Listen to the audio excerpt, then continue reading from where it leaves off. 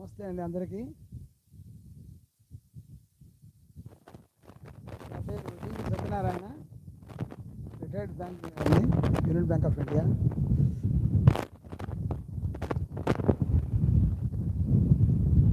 ఈరోజు నా యొక్క ఆధ్యాత్మిక ప్రయాణం గురించి వాటి గురించి కాస్త మీకు వివరిస్తాను. వినపడుతుంది.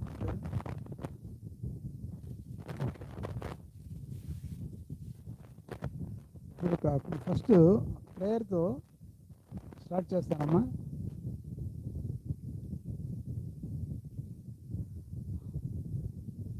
ఓ అఖిల అఖండ బ్రహ్మాండ దివ్య తేజ పురుషోత్తమ సద్గురు సచంద్ర దేదీప్య సహస్రదళ పద్మపాదంబుల సవినయంబున శిరంబున దాల్చి విశ్వహృదిని నేనై తానేనైన వినయ విశ్వాస భావోన్నత ప్రియత్వమతిన సదా ఓ ఓ ఓ నమో భగవతే దక్షిణామూర్తయే మహ్యం మేధాం ప్రజ్ఞాం ప్రయచ్చ స్వాహా దక్షిణామూర్తి సమారంభం నారాయణ వ్యాస గురు మధ్యమాం ఆదిశంకర పర్యంతం వందే గురు పరంపరా.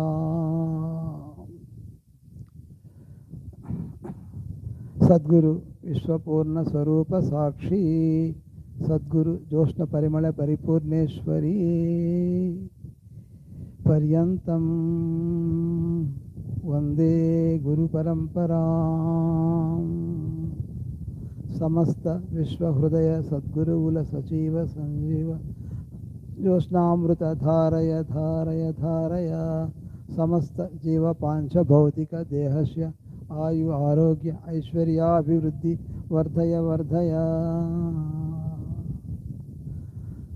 శ్రీ గురు చరణం స్మరణం శరణం శ్రీ గురు హంస మంత్ర తన్మయ చింతనం ఇహ పర సౌఖ్య కైవల్య పరమ పదం. జగద్గురు శ్రీ విశ్వపూర్ణ కైవల్య సచ్చిదానంద స్వరూప సాక్షి నమో భగవతే జ్యోత్స్న పరిమళ పరిపూర్ణేశ్వరియే జగద్గురు సత్యపూర్ణ జ్ఞాన సాక్షిణ్య మహాత్మా పాదం పూజయామి మమ సర్వాంకిత ఆత్మార్పణం సమర్పయామి. ముందు మన గురువు అయినటువంటి మన మంజులమ్మ గారికి, తర్వాత మన మోహన్ రెడ్డి గారికి ఫస్ట్ ధన్యవాదాలు.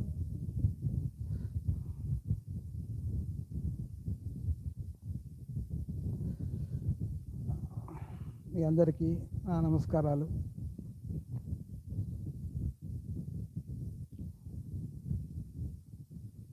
మనము ఈ సత్యాత్మావిష్కార అన్వేషణ ఈ ఈ ప్రోగ్రాంకి ఈ ప్రయాణానికి రాకముందు ఈ భక్తి కోణంలో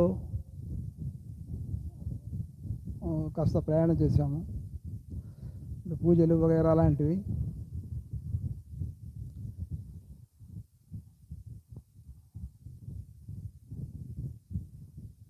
ఎక్కువ ప్రాపంచికతతోనే ఉండేవాళ్ళము.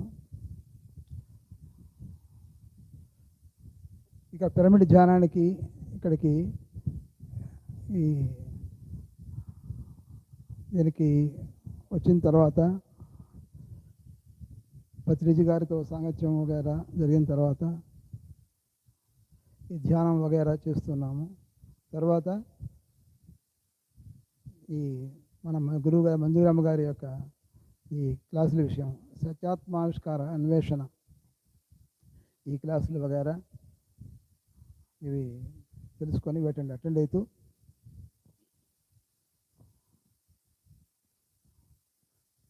మెల్లగా వాటిని గ్రహిస్తూ వాటిని మెల్లగా ఆచరణలోకి తీసుకుంటున్నాము.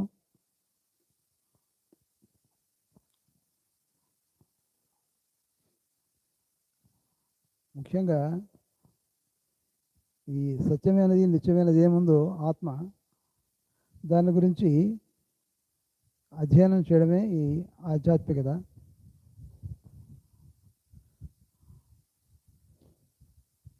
మనము ఇంతవరకు దేహమే నేను అనే భావనలో ఉన్నాము. ఇంతవరకు మామూలుగా ఇక్కడ రాకముందంతా. ఇక్కడికి వచ్చిన తర్వాత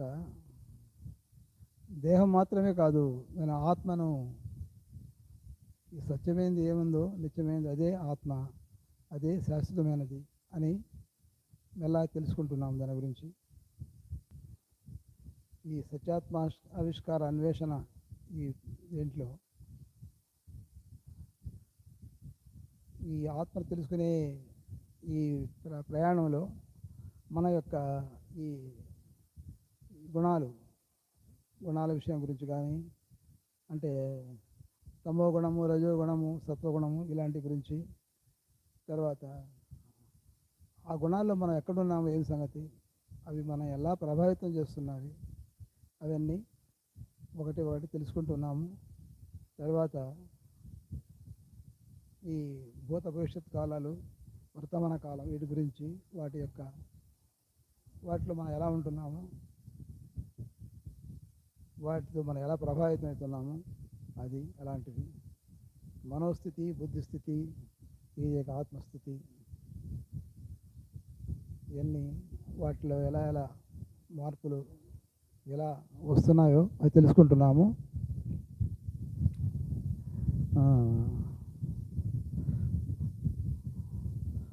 ఆత్మ అనేది అది సత్యమైనది, నిత్యమైనది. అది కాకుంటే అది యొక్క అనుభూతి, అవగాహన మాత్రమే, అవి కనపడదు. సత్యాత్మ ఆవిష్కార అన్వేషణ మార్గంలో మనము ఎన్నెన్నో దాటుకుంటూ మనం ఈ ప్రయాణంలో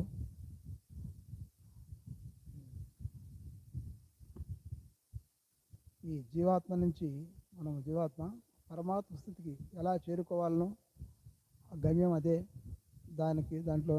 దానికి ఈ మార్గాల్లో ఈ మార్గం ఉన్నతమైనది.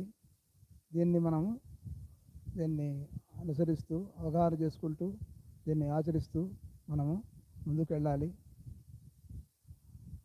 ఈ మార్గానికి రాకముందు మనము ఈ గుణాలు, ఈ త్రిగుణాలకు కానీ, వీటికి కానీ, అరిషడ్ వర్గాలు కానీ, ఏదైనా వాటికి ఇమ్మీడియట్ దేనికైనా రియాక్ట్ అవుతుంటాము, వెంటనే రియాక్ట్ అవుతుంటాము.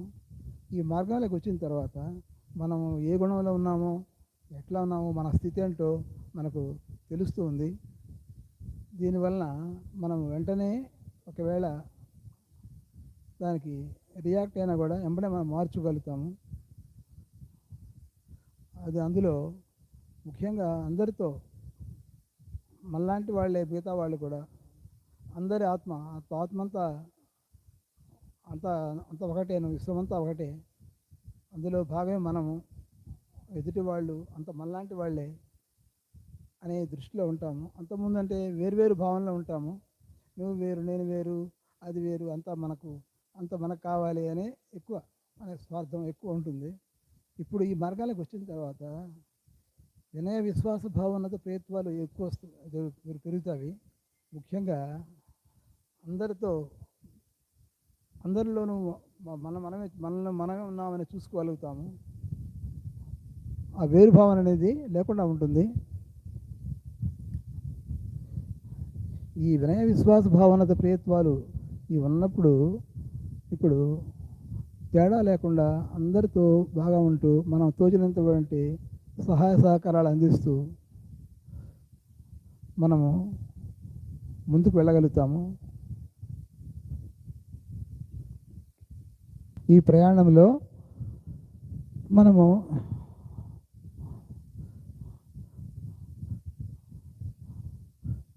మనము ముందుకు సాగాలి. ఇందులో మన పరిస్థితులు ఏంటో అన్నీ తెలుసుకునే మార్గం ఈ 7 పాయింట్లుగా అమ్మవారు చెప్పారు, మన మంజులమ్మ గారు చెప్పారు.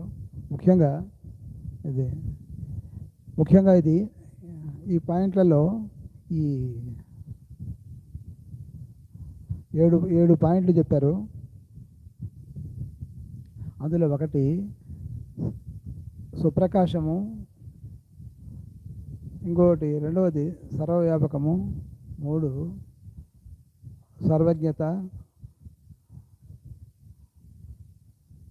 సర్వశక్తి సంపన్నము, తర్వాత స్థితప్రజ్ఞత, సచ్చిదానందము, తర్వాత సాక్షిణ్యత్వము. ఇవన్నీ మేలురాళ్ళలాగా ఉన్నవి. వీటి ద్వారా మనము మన పరిస్థితులు ఇవన్నీ మనం ఎలా ఉంటున్నామో, ఎలా ముందుకు వెళ్తున్నామో, మన యొక్క పరిస్థితి అన్నీ దీని ద్వారా తెలుసుకోగలుగుతాము. ఇది ఒక ఎవరికి వాళ్ళే ఇవి వాళ్ళ ద్వారా తెలుసుకోవాల్సిందే. మన గురించి వేరే వాళ్ళు జడ్జ్ చేయలేరు, మనకే మనం జడ్జ్ చేసుకోవాలి. అంటే ఇవన్నీ కొలమానలాగా ఉన్నాయన్నమాట ఇవి. ఈ మార్గంలో, ఈ సత్యాన్వేషణ మార్గంలో గురువు యొక్క ప్రాధాన్యత చాలా ఉంది. మనము గురువుల మీద దృష్టి పెట్టినప్పుడు సర్వ గురువుల జ్ఞానం అంతా మనకు అబ్బుతుంది. వాళ్ళు ఆ జ్ఞానాన్ని మనకు అందిస్తారు. వాళ్ళు దేహభ్రాంతి కాదు, దేహం మీదని కాదు, వాళ్ళ యొక్క దృష్టి జ్ఞానం మీదనే. గురువు అంటే ఆ జ్ఞానమే. మన ప్రార్థనలో కూడా మనము గురువు పాదాలు పట్టుకునే అంటే ఈ జ్ఞాన ప్రకాశాలనే, మామూలు పాదాలు పట్టుకోవడం కాదు, వాళ్ళ మీద గురువు మీద దృష్టి పెట్టి మనము దృష్టి పెట్టినప్పుడు ఆ సమస్త గురువుల జ్ఞానం అంతా కూడా మనకు అందుతుంది. ఇందులో దేహం ప్రసక్తి లేదు, రూప ప్రసక్తి లేదు, ఓన్లీ ఆ జ్ఞానమే. దాని మీద దృష్టి పెట్టుకుంటే అది మనకు సమస్త గురువుల జ్ఞానం మనకు అందుతుంది. ముఖ్యంగా ఈ మన గురువు గారు అయినటువంటి ఈ మంజులమ్మ గారు, వారి యొక్క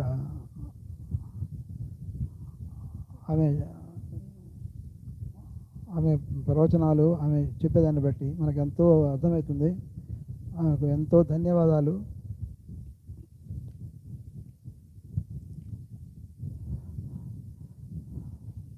ఈ మార్గం అనేది, సత్యాన్వేషణ మార్గం అనేది, ఇది ప్రతి ఒక్కరూ ఇది తప్పక స్థితికి రావాల్సిందే.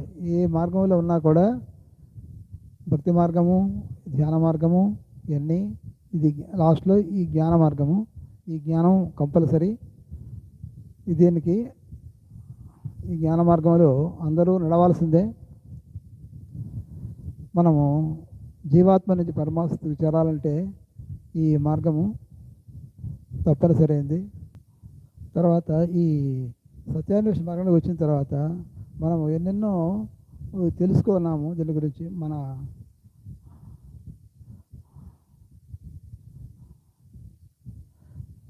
మనము అంతకుముందు ఎక్కువ ప్రాపంచికంగానే ఆలోచించేవాళ్ళము.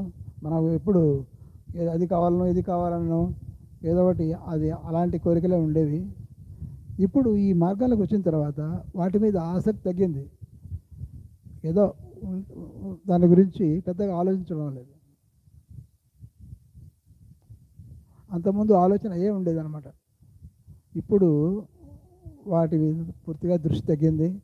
ఇప్పుడు ఎలా ఈ జీవాత్మ నుంచి పరమాత్మకి ఎలా చేరుకోవాలనో, ఎలా ఉండాలనో, వినయ విశ్వాస భావనత ప్రియత్వాలతో ఎలా ఉండాలనో, ఇవి అందరికీ సహాయ సహకారాలు అందిస్తూ ఎలా ముందుకు సాగాలనో అని ఆ యొక్క మార్గంలో మనం ఇప్పుడు నడుస్తున్నాము. ప్రతి ఒక్కరు కూడా ఇలా నడవాల్సిందేను.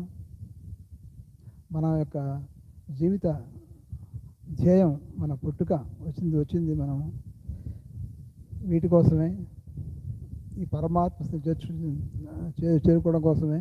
వీటి తెలుసుకుంటూ వీటి మంచి మార్గాన్ని మనం ఆచరిస్తూ ఒకరికి సహాయ సహకారాలు అందిస్తూ మనము పరమాత్మను చేరుకోవాలి, పరమాత్మ స్థితిని.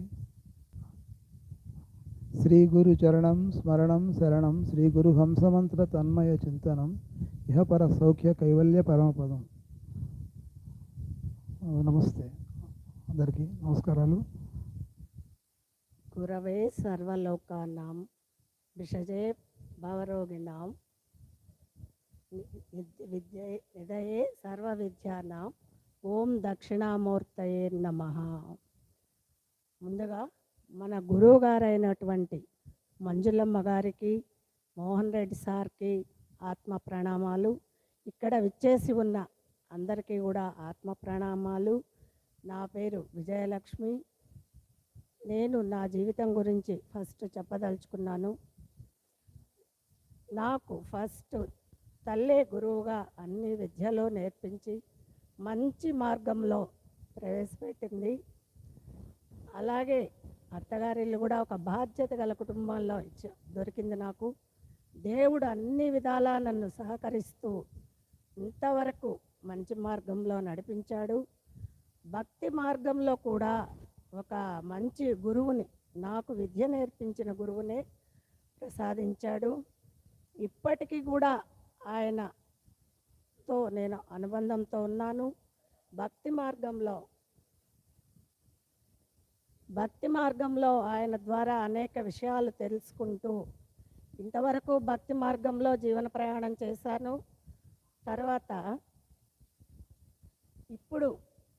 తర్వాత పత్రిజీ గురువు గారితో కొద్ది రోజులు ప్రయాణం చేశాను. కానీ ధ్యానం చేయదలుచుకున్నాను, కానీ ధ్యానం అనేది నాకు అంతగా కుదరడం లేదు.